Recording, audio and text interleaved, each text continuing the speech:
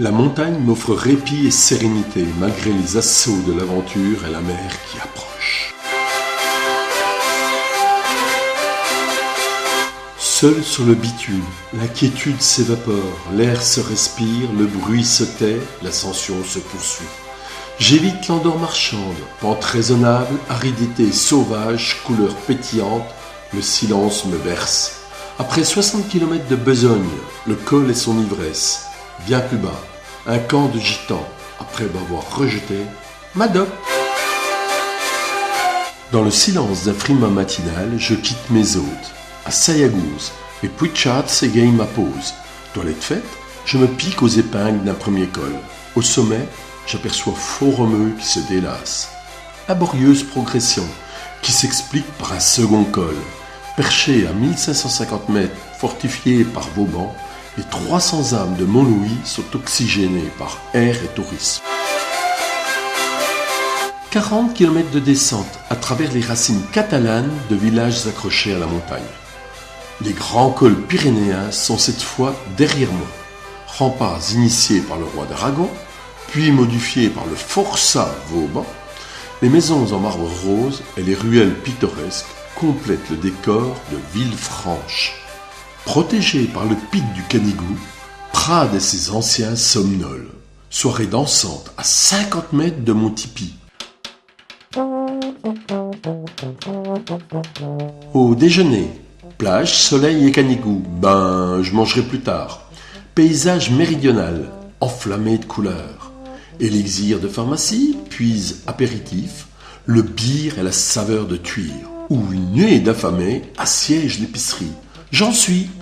Cap sur l'Espagne, au relent d'autoroute, dans l'accès au Pertus. Rage du commerce et frénésie démente des achats me désarçonnent. Mon salut est à pied. Je franchis la frontière, l'enfer devient supportable.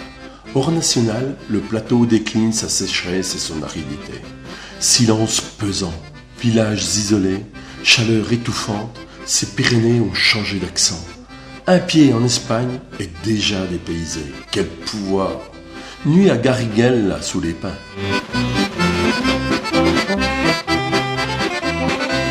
Le castel de Kermanshah du 10e fut une des passions de Dali. Je bute sur la Méditerranée, à Lanza. Morale bleu-azur, mais soudain, sur la route très vallonnée, j'entends ma roue chanter. Bien en selle, le panorama me laisse assis.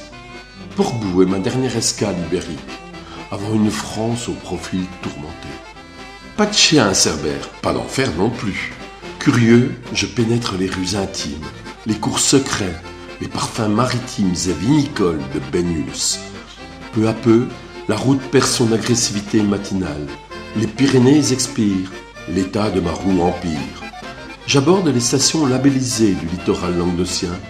Rues bondées, plages blondes et infinies, architecture commune, soleil caressant et sable chaud.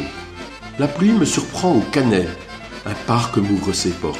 Sauvez les eaux.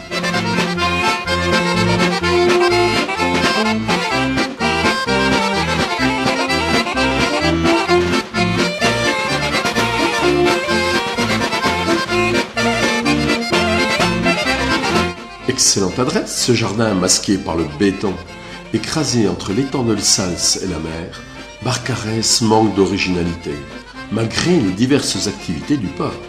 Comme la plupart des stations du golfe de Lyon, Port-le-Cat est né dans les années 60, lors de l'explosion du tourisme de masse.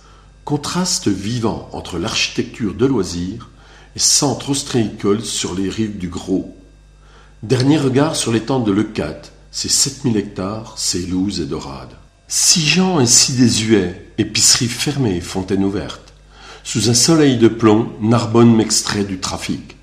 Le silence me requinque. Temps compté, priorité fixée, c'est au pas de charge que je parcours le riche patrimoine historique de la cité. Ma roue est à l'agonie, des soins s'imposent.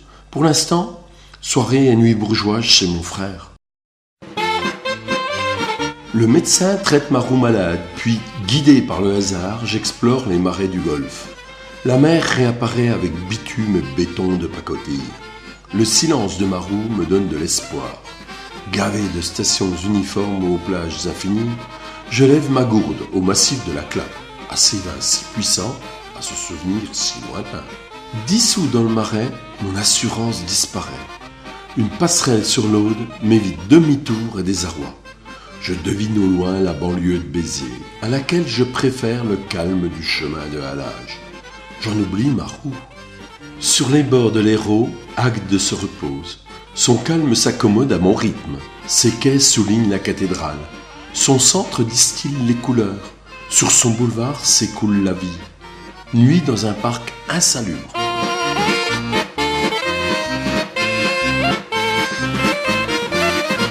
Vacances de rêve pour des milliers de personnes en stationnement le long de la chaussée, mais face à la mer.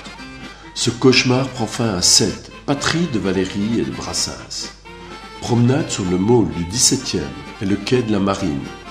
Par ses lumières, couleurs et canaux, notre Venise du Languedoc est authentique, provençale et pittoresque. Pays de marais, mon itinéraire aléatoire est superbe. La solitude parfois exagérée. Les joncs et roseaux souvent trop hauts.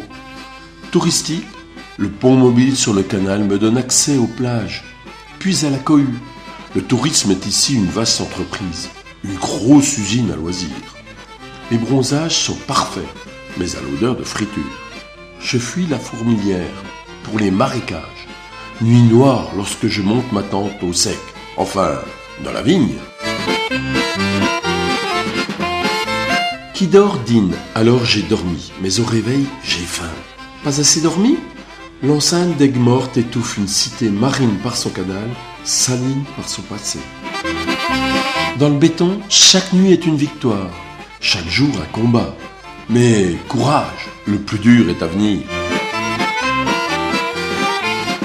Le petit Rhône est franchi à midi. Les manades me préparent aux Sainte-Marie de la Mer, qui, selon la légende, accueillit Marie Jacobée, Marie Salomé et Sarah, fuyant la Palestine sur une barque sans gouvernail. Le 24 mai, grande fête en l'honneur de Sarah la Noire, patronne des Gitans.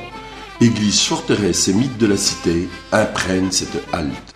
La digue de l'étang de Vaccarès a été construite au siècle dernier pour isoler le delta du Rhône de l'influence de la mer. 20 kilomètres de nature et de silence que seuls les oiseaux dérangent. Espace infini, Camargue immuable, paysage inviolé. Je franchis le Grand Rhône, sprint pour l'épicerie. À la nuit, attaque massive de moustiques. Le salut est sous la tente.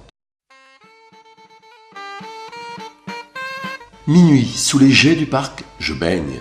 La zone portuaire de Fos s'étire sur 30 km laborieux, après lesquels je surprends notre Venise provençale assoupie. Le charme du quartier des pêcheurs a inspiré Dufy, et le calme de l'étang de Berre me séduit. Après ce havre de paix, guérilla ardente dans les collines à la conquête de la rade de Marseille. Au loin, le feu dévore les coteaux d'Aix. Tourisme massilien, né 600 ans avant Jésus-Christ de l'union de Protis le grec et de Gyptis la ligure. Porte d'Aix, marché aux puces, gare Saint-Charles, Canebière, quartier du Panier, Vieux-Port, palais du Pharo, Fort Saint-Nicolas et Bonne-Mère, Notre-Dame de la Garde. La cité phocéenne est chaude, lascive, vivante, charmeuse. Château d'If, île du Frioul, Rade d'Andoum et enfin plage du Prado, noir de monde. Épuisé, j'y monte ma tente. À coup sûr, la nuit sera sportive. Après le ballet de la faune nocturne, la cité radieuse de Le Corbusier. Cassis. Au port, les terrasses s'éveillent, les leftos se saluent, les balais bossent. Bientôt les bus arrivent, la quiétude disparaît, il faut partir. En proie à la chaleur, je m'englue dans la marée de vacanciers. La soif est présente, les chantiers de superpétroliers, un souvenir. Le Var est un four brûlant dont j'extrais les photos réchauffées de Pagnol, Mistinguett, Rému et Fernandel, qui érigèrent Bandol en villégiature à la mode. Dans cette identité collective, la mer m'aère, le béton m'asphyxie, le macadam me cuit. En baie du Toulon, militaire est l'arsenal, mais en ville, si ces quais sont vivants et bruyants, son centre est calme, frais, coloré et odorant. Vie débordante sur balcons, bancs et escaliers. Camping à l'étroit sur un parking.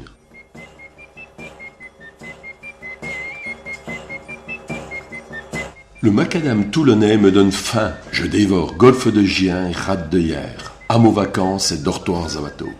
Si la piste repose, la canicule fatigue et l'île de Porquerolles s'éloigne. Jadis réputée pour ses mines métallifères, pose Internet à la londe les morts. Un brin de nostalgie pour le défunt petit train du littoral. Au loin, l'île du Levant stationne. Au près, les stations défilent et dans ma tête se mélangent. Chaleur terrible, la soif est comme la selle, présente. Sur les plages gisent les suppliciés, sur les trottoirs traînent sans joie les épargnés. Rouler sur la voie déferrée me pèse, camper sur la place de la Croix-Valmer me soucie.